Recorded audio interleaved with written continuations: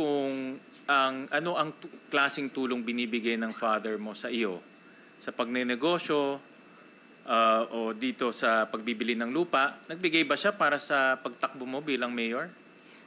Your Honor, yung tatay ko po, tumulong din po nung tumakbo po Like ako. any father naman tumutulong. Opo. Diba? That's lahat ng mabubuting ama tumutulong talaga sa mga anak nila.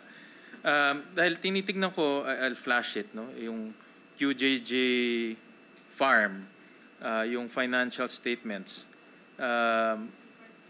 Yung 2022, nalugi siya ng 900,000 pesos. In 2021, kumita siya 81,000 pesos. Yan. And then yung QJJ Embroidery, 700,000 pesos ang kinita nung 2023, and in 2022, 439 pesos. So kung ako tatanungin, hindi sa Pilipinas galing yung kita ninyo. No? In fact, wala kayong kinikita dito sa Pilipinas. No? At dahil sa dalas niya pumupunta sa China, tingin ko hindi pagkakaibigan lang eh. Meron din siyang negosyo sa China na kumikita na dinadala dito yung pera. Kasi pag titignan natin, tinignan ko lahat eh. Inisip ko saan galing kaya yung pera na pag-invest. No? Diba? Iwan na may ka... Opo. Your Honor, ang tingin ko po dyan, dalawa. Una po, yung sa GIS po ng pag-submit po ng GIS, I will check po with the accountant po kung ano po paano po yung nagiging declaration.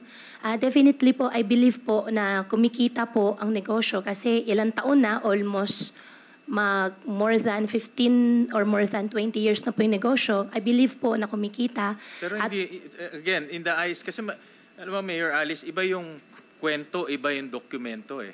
Opo. Madaling magkwento.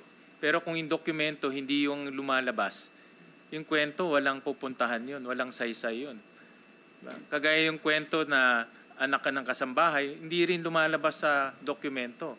Diba? Pwede tayong magkwento na mali yung accountant, pero hindi lumalabas sa dokumento. So, yan yung kwento madali yun eh, pero yung dokumento pinakamahalaga. Opo. At yung tatay ko po, may negosyo nga po siya sa China. Yeah, kaya kinukunin ko yung kanyang travel doon dahil napakadalas eh. Kung negosyante ka at malaki kita mo, talagang pupunta ka doon kahit na every week lumililipad ka dahil may kita ka. And that's fine. Kung kumikita siya doon, may negosyo siya doon, dinadala niya dito, maganda yun dahil investment yun. Diba? Investment para sa Pilipinas. Pero dapat legal, dumaan sa proper channels. Hindi naman pwedeng dadalhin niya dito at hindi dadaan sa proper channels dahil money laundering yun ang tawag. Opo. Diba? At doon ako pupunta ngayon dahil tinitignan ko yung nasabi mo kanina, yung participation mo sa Baofu is only land. Opo. Pero nung tinitignan ko yung inyong GIS, ikaw rin ang presidente ng kumpanya. Opo. Before 2022, Opo. Tama? Opo. So before 2022, ikaw yung presidente ng kumpanya. On record. Opo. Na on record, kalahati rin ng kumpanya sa'yo. Opo. Yan po yung usapan po namin ni Zhang Ziyang na yung share ko po doon sa lupa, yan yung mag-hold po ng majority po ng stocks po. Okay. And alam mo, bilang presidente, merong responsibilidad yan. Ikaw sasagot para sa kumpanya mo. At dapat alam mo lahat na nangyayari sa kumpanya mo dahil presidente ka eh. Diba? Hindi naman pwedeng ituro mo sa iba-iba yung responsibilidad dahil inakop mo yung pagiging presidente. Diba? So, ang tanong ko, saan nang galing? Dahil tinitignan ko ulit yung Baofu Land. Financial statement ng Baofu. Yung kanyang capital is only 1.2 million. Madam Chairman, kinausap ko yung mga kaibigan natin sa engineering at papakita ko itong kanilang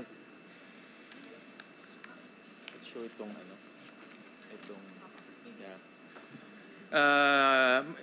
kinausap ko yung mga kaibigan natin, may isang engineering company called DCCD at ito, reputable engineering company, at sabi ko tingnan mo nga at i-value mo yung construction cost ng Pogo Hub sa Banban. So tinignan nila, i-share ko sa committee, no, dahil at ito, without even looking at the plans, pwede naman sila mag-tabletop survey. Yan, no? Pwede nilang bilangin ilang floors, pwede nilang sukatin with modern technology na ngayon. Lahat pwede nang gawin yan. At next slide. Lumalabas na mayroong 37 buildings in that area. No? 37 buildings ang itinayo dyan. At lumalabas na ang construction cost na pinakamura, lumalabas about 6.1 billion pesos. Okay. 6.1 billion. That is the estimated construction cost. Pwede namin to share sa inyo kung gusto nyong i-validate the numbers. But this is from a reputable engineering. So, 6.1 billion, hindi maliit yan. No? At tinignan rin namin yung timing ng construction. In 2019, ano yun? Pakipakita nga. Meron ng earthworks, no? Meron ng development sa earthworks. Ginastos na ng kumpanya 117 million. Pero pag titignan natin sa books niya, in equity, it's only 1.2 million pesos. In 2020, yan. Mayroon ng mga buildings, mayroon ng superstructures, mayroon ng mga other structures. Ang estimate ng DCCD is about 746 million ang nagastos. And yet, the equity is only 1.2 million pesos.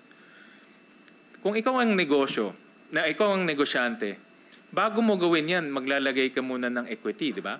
Common sense naman lahat yan. Maglalagay ka muna ng equity para mayroong pera yung kumpanya para gumamit. Pero in this case, may construction na, pero wala pa rin yung perang ginamit. So ibig sabihin yung pera, hindi dumadaan sa kumpanya. Your Honor, ang participation ko po dyan is the lot. Prior po ako mag-divest po, kinausap po nila ako kung gusto ko mag-invest ng in cash na in peso. Sabi ko po sa kanila, wala po akong ganong kalaking pera, kaya nagpa-buyout na lang po ako ng share ko po sa kanila. This is 2019 and 2020. Sila po ang presidente ng kumpanya on record. Yes po, Your Honor. Nag-start po niyan, kinausap po ako ni Wang Jiyang. Kaya better po sa next hearing po talagang kailangan nandito po siya para makasagot din po. But si Wang Jiyang nagtatago na. He's a fugitive. Tumakas siya nung rinade siya ng PAOK. Tumakas siya dun sa mga underground tunnels. Paano natin tatawagin siya? Ang tatawagin lang namin, sino yung presidente on record? Again, pwede natin iturog, pwede tayong gumawa ng storya. Ang importante dito kung ano yung nakasulat sa records. Opo, Senador Wayne. Hindi po ako gumagawa po ng kwento. Si Wang Jiyang po, siya po nagpa-construct po ng Baofu. Ang participation ko lang po is only the property. Pero, presidente ka ng kumpanya, nakita mo ang dami ng construction. Hindi ka ba nagtaka saan nanggagaling yung pera? Honestly po, Senwin, nung unang part po, iniisip ko, wala naman po mawawala sa akin, hindi naman po ako naglalabas po ng pera, hindi ko pa talaga iniintindi. Kaso lang po, nung kalagitnaan, sabi po niya sa akin, tinanong po niya ako kung gusto ko maglabas po ng pera, sabi ko wala akong ganun kalaking pera, at yung share ko po, paliit po ng paliit mangyayari, sabi ko, magpa-buy out na po ako sa inyo. Kaya siya din po ang nakahanap po ng bibili po nung share ko po. On record, pakita ko, yung mga building permit, ikaw nag-apply. Yes po, nung una po ako po nag-apply. Ikaw nag-apply. So Opo. on record, ikaw ang not only president, but ikaw rin ang applicant in behalf of Baofulan. Yes po, dahil ako po yung president po. Correct. So ibig sabihin, alam mo dapat lahat na nangyayari bilang president ng kumpanya. So ang simpleng tanong ko, saan nanggagaling yung pera? Your Honor, lahat po ng construction po, sila Wang Jiyang po ang nagte-take care. In fact, pwede rin po tayo magtanong po doon sa Bamban mismo na hindi po ako pumupunta. Even during po the construction po, sila po ang nagpapatakbo at sila din po ang nag-construct po. Ang problema si Wang Jiyang nagtatago na eh. Saan namin nahanapin siya to validate? Ang aming gagamitin lang ay yung mga dokumento. Pakita ko yung building permit. Yung building permit, lahat ng building permit, ikaw ang nag-apply eh. Your Honor, yung ibang building permit po, ako po nag-apply yung iba. Yung mga naitayo po nung una. Yan, lahat itong mga building permit. Even yung mga, iba-ibang building permit, ikaw ang naka-apply dyan. Opo, that time po ako po yung president po. Ako po yung nag-apply po. Nung tinatayo nakita ko kasi itong development, para siyang may villa, may office. Nung pinag-uusapan niyo nito ng mga partners mo, ano ang intention ninyo dito sa development na ito? Ang una, sorry po, Senwin. Ang una po, ang initial po na usapan po namin dyan ay low-cost housing. Yan po yung nung binabakot pa lang po siya. Tapos all of a sudden, kinausap po nila ako. Sabi nila sa akin, gagawin na lang po natin mixed-use development. In fact, yung sa harapan po, yung malaking building po doon sa harapan, yan po yung magiging mall po. Tapos yung mga residential po ng mga villas po, yan po yung magiging residential na area. Tapos po, yung isang building po sa loob, yan po yung may commercial at meron po silang ginagawa po doon ng mga condominium po. Gusto kong tanungin, again, no, lahat kasi ikaw nag-apply eh. So dapat alam mo kung ano yung ina-applyan mo. Hindi pwedeng ikaw nag-apply tapos ituturo mo si Wang Jian, siya ang nasa construction. Your Honor, opo, prior to the construction po, ako po yung nag-apply. Pwede nyo po ipagtanong po doon sa mga construction workers po sa Bamban na involved po doon. Pwede nyo po ipagtanong po sa kanila na hindi po talaga ako sa construction. At after ko po na-apply po yung mga permits po, wala na rin po ako kasi wala rin po akong pera na maipasok. And in fact, Senwin, try ko po, tutulong po ako na paano ko po makontak po si Wang Jiang para naman po. Siya dito, arestuhin siya. Ay, opo. Para naman po malinis po yung pangalan ko po. Kasi sa akin po lahat nakatulak. But on record, partner mo isang fugitive. At I think, gusto ko, Madam Chair, to ask AMLAC, si Attorney Adrian Arpon, looking at itong circumstance, is this a classic case of money laundering? Attorney Arpon. Sir, good afternoon. With your indulgence. Sir, possible po. In fact, our office is now investigating this and gathering intelligence information. In the financial statements, wala doon eh.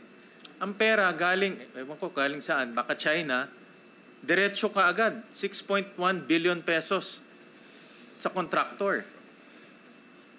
Diba? Hindi dumadaan sa mga formal channels eh. And then, going by the revelation of our chairperson, na dalawang partner is also embroiled in money laundering. Dalawa. Parang nagtatagpi-tagpi eh.